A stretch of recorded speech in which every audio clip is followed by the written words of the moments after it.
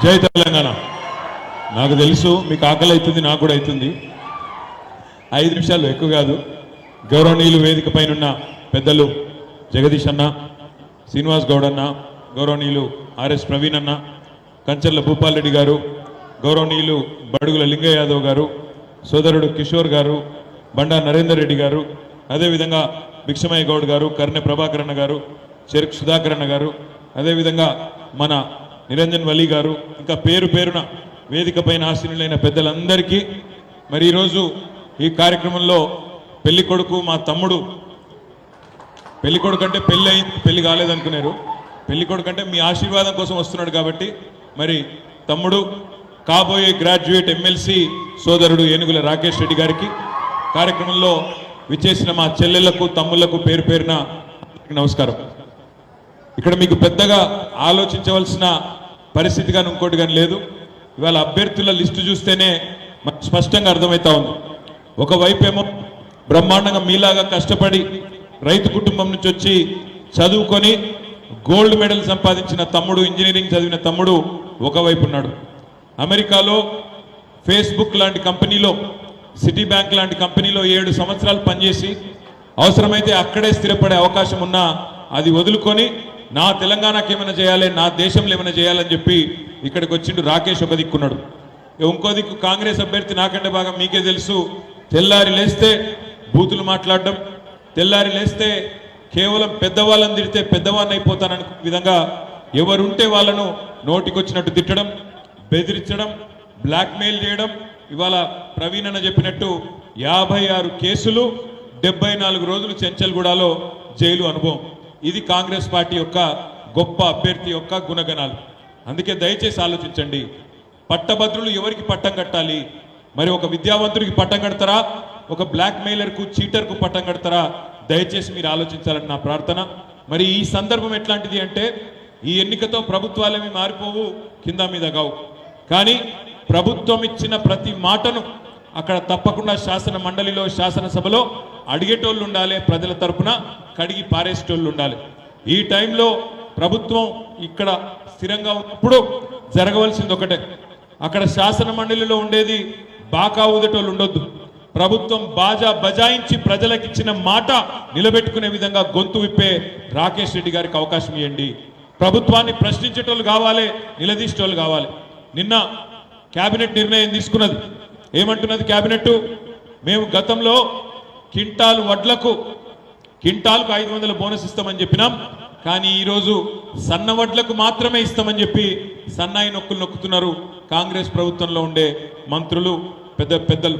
మరి వాళ్ళని నిలదీయాలంటే, రైతుల తరపున కొట్లాడాలంటే, రైతు బిడ్డలైన మీ తరపున మాట్లాడాలంటే అక్కడ ఒక విద్యావంతుడికి అవకాశం ఇస్తే జరుగుతుంది తప్ప మిగతా వాళ్ళతో కాదు. అదేవిధంగా ఈరోజు 1-2 కాదు, 2 లక్షల రుణమాఫీ అన్నారు, రైతు బంధు కాదు రైతు భరోసా అన్నారు. చెప్పుకుంటూ పోతే 420 హామీలు, 6 గ్యారెంటీలు. అయినా ప్రభుత్వం సిగ్గు లేకుండా మాట్లాడుతున్నది. 6 గ్యారెంటీల్లో 5 అయిపోయినాయి, మిగతా ఏమీ అవసరం లేదు అన్నట్టుగానే మాట్లాడే ప్రయత్నం చేస్తూ ఉన్నది. మరి మీరు ప్రతిపక్షంగా ఉన్న మాకు బలమిస్తే, ప్రతిపక్షంలో ఉన్న మాకు మీరు గట్టిగా ఈ ఎన్నికల్లో ఆశీర్వాదం ఇస్తే ప్రభుత్వాన్ని నిలదీసే అవకాశం మాకుంటుంది. దయచేసి ఆలోచించండి. ఈ గ్రాడ్యుయేట్ ఎమ్మెల్సీ ఎన్నికల్లో 4,70,000 మంది గ్రాడ్యుయేట్లు 3 జిల్లాల పరిధిలో, 34 నియోజకవర్గాల పరిధిలో ఓటేయబోతా ఉన్నారు. ఎవరికి ఓటేద్దాం? మొన్ననే అరిచేతిలో వైకుంఠం చూపెట్టి అన్ని వర్గాల ప్రజలను మోసం చేసిన వాళ్ళకు ఓటేద్దామా, లేదా 10 ఏళ్ల పాటు నిజాయితీగా పనిచేసినా మరి కొన్ని కారణాల వల్ల స్వల్ప తేడాతో ఓడిపోయిన కేసీఆర్ గారి అభ్యర్థికి ఓటేద్దామా? ఆలోచించండి. నిజాయితీగా ఈరోజు ప్రజాసేవ చేస్తూ 12 ఏళ్లు ప్రతిపక్షంలోనే పనిచేస్తూ ఒక గోల్డ్ మెడల్ సాధించిన అభ్యర్థికి ఓటేద్దామా, లేదా కేవలం మీడియాను అడ్డం పెట్టుకొని, యూట్యూబ్ని అడ్డం పెట్టుకొని బ్లాక్మెయిల్ దందాలు చేసే చీటర్లకు, అట్లాంటి వాళ్లకు పెద్దపీట వేద్దామా? ఆలోచించండి. నిరుద్యోగులకు ఇచ్చిన మాట ఈ రాష్ట్ర ప్రభుత్వం, రేవంత్ రెడ్డి ఏమన్నాడు? 2 లక్షల ఉద్యోగాలు ఇస్తా మొదటి సంవత్సరంలో అన్నాడు. ఇప్పటి వరకు ఒక్క నోటిఫికేషన్ ఇవ్వలేదు. జాబ్ క్యాలెండర్ అన్నారు, అతి లేదు గతి లేదు. నిరుద్యోగ భృతి అన్నారు, దాని ఊసు కూడా లేదు. ఇంకా పచ్చి అబద్ధాలు చెప్తా ఉన్నాడు. ఏమంటున్నాడు? నేను ఇప్పటికే 30,000 ఉద్యోగాలు ఇచ్చేసిన అంటుండు. ఒక ఉద్యోగం ఇవ్వాలి అంటే ముందు నోటిఫికేషన్ ఇవ్వాలి, తర్వాత రాత పరీక్ష పెట్టాలి, అవసరమైతే ఇంటర్వ్యూ పెట్టాలి, ఆఖరికి అందులో సెలెక్ట్ అయితే అప్పుడు అపాయింట్మెంట్ లెటర్ ఇవ్వాలి. మరి రేవంత్ రెడ్డి వచ్చినాక ఒక్క నోటిఫికేషన్ రాలేదు, ఒక్క రాత పరీక్ష కాలేదు, ఒక్క ఇంటర్వ్యూ కాలేదు, నేను 30,000 ఉద్యోగాలు ఇచ్చిన డైలాగులు కొడితే నమ్మేతందుకు మనం ఏమైనా పిచ్చోళ్ళమా? ఆలోచించండి. తప్పించుకునే ప్రయత్నం చేస్తా ఉన్నాడు. 2 లక్షల ఉద్యోగాలు అన్నాడు. కేసీఆర్ ప్రభుత్వంలో ఇచ్చిన 30,000 ఉద్యోగాలు కాగితాలు మాత్రం తానిచ్చి చేతులు దులుపుకునే ప్రయత్నం చేస్తా ఉన్నాడు రేవంత్ రెడ్డి. మరి మీ తరపున గొంతు విప్పాలంటే, మీ తరపున మాట్లాడాలి అంటే, మీ తరపున కొట్లాడాలంటే మీరు బలం ఇవ్వాలి మాకు, కానీ ఆ బాకాలు దట్టులో కాదు అనే మాట కూడా నేను మీకు విజ్ఞప్తి చేస్తా ఉన్నా. నేను మీ అందరితో ప్రార్థించేది ఒకటే, ఈ ప్రభుత్వం ఈ 6 నెలల్లోనే అన్ని వర్గాలను మోసం చేసింది.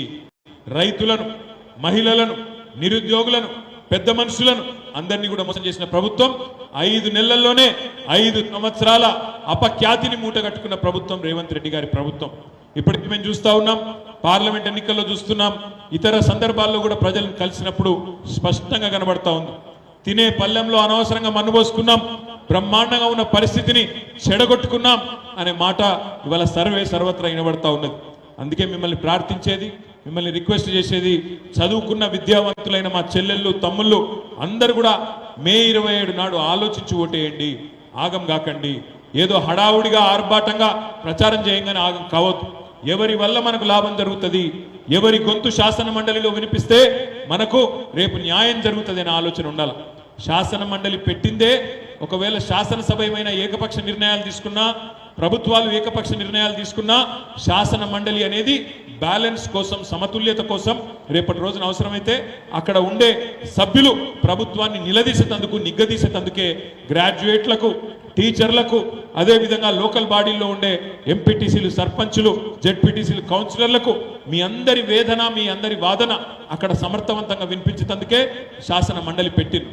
ఆ పెట్టిన శాసన మండలిలో ఇవాళ అర్హులకు, యోగ్యులకు అవకాశం ఇవ్వాలి తప్ప అయోగ్యులకు, బ్లాక్ మెయిలర్లకు, ఇవాళ దందాలు చేసి బెదిరించి బతికేటలకు అవకాశం ఇస్తే సమాజానికి నష్టం. పాపం కాంగ్రెస్ మిత్రులు, ఇక్కడ ఉండే వెంకటరెడ్డి, ఉత్తమ్ కుమార్ రెడ్డి, మిగతా మిత్రులు ఎవరైతే ఉన్నారో వాళ్ళు కూడా ఆలోచించుకోవాలి. ఇట్లాంటి చీటర్లకు, బ్లాక్ మెయిలర్లకు సపోర్ట్ చేస్తే రేపు మీకే ఎసరు పెడతాడనే మాట కూడా వారికి కూడా నేను విజ్ఞప్తి చేస్తా ఉన్నా. కాంగ్రెస్ మిత్రులు కూడా ఆలోచించుకోవాలి, కాంగ్రెస్ కార్యకర్తలు కూడా ఆలోచించాలి. సమాజానికి పెట్టిన చీడ పురుగులు లాంటి ఇట్లాంటి బ్లాక్ మెయిలర్లను, ఇట్లాంటి దొంగలను, 56 క్రిమినల్ కేసులు ఎదుర్కొంటున్న వాళ్ళను ఏ రకంగా కాంగ్రెస్ పార్టీ అభ్యర్థిగా ప్రకటించిందో కూడా ఆలోచించాలి. ఇవాళ సన్నవడ్లకు బోనస్ ఇయ్యం, ఇదివరకు చెప్పింది బోగస్ అని చెప్పి ఇవాళ కాంగ్రెస్ పార్టీ స్పష్టంగా ప్రకటించింది. అసలు తెలంగాణలో పండించేదే దొడ్డు వడ్లు, 80-85% వడ్లు మన దగ్గర పండేటియే దొడ్డు వడ్లు. ఆ దొడ్డు వడ్లకు మేము బోనస్ ఇయ్యం కానీ సన్నవడ్లకు ఇస్తామని చెప్పి సన్నాయి నొక్కులు నొక్కుతున్న సన్నాసి కాంగ్రెస్ ప్రభుత్వానికి బుద్ధి చెప్పాలి అంటే గ్రాడ్యుయేట్లు దయచేసి 27 తారీఖు నాడు గొంతు విప్పాలే, తప్పకుండా మీ తీర్పునియ్యాలి. మిమ్మల్ని 2 లక్షల ఉద్యోగాలని మోసం చేసినందుకు తప్పకుండా తీర్పునివ్వాలి. మెగా డిఎస్సి అన్నారు, 50,000 ఉద్యోగాలు అన్నారు, దాని ఇప్పటివరకు అతి లేదు, గతి లేదు. ఇంకా చెప్పుకుంటూ పోతే 1-2 కాదు. పరీక్షకు ఫీజులే పెట్టమన్నారు, కానీ మొన్న టెట్ పరీక్ష పెడితే కేసీఆర్ గారు ఉన్నప్పుడు 400 రూపాయలు ఉంటే ఇవాళ దాన్ని 2,000 రూపాయలు చేసినారు, 5 రెట్లు పెంచినారు. అంటే ఓడ మీద ఉన్నప్పుడు ఓడమల్లన్న, ఒడ్డుకెక్కంగానే బోడమల్లన్న అన్నట్టు అధికారంలోకి రాగానే, గద్దె మీద కూర్చోగానే నిజరూపం చూపెడుతున్నది కాంగ్రెస్ పార్టీ. అట్లాంటి కాంగ్రెస్ పార్టీ మీద పట్టభద్రులు తప్పకుండా గలమెత్తాలే.